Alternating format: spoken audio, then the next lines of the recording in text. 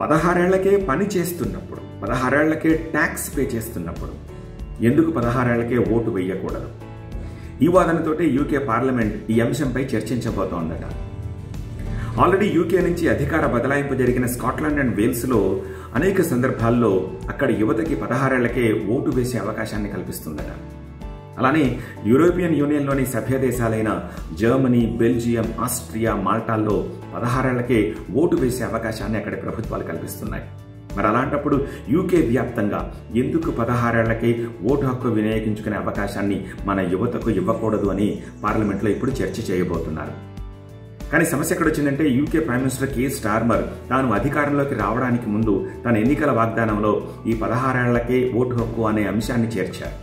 So ఈ నేపథ్యంలో ఇప్పుడు పార్లమెంట్లో ప్రతిపక్షాలు ఆయనకి సపోర్ట్ చేస్తాయా లేదా అన్నది క్వశ్చన్గా కనిపిస్తోంది.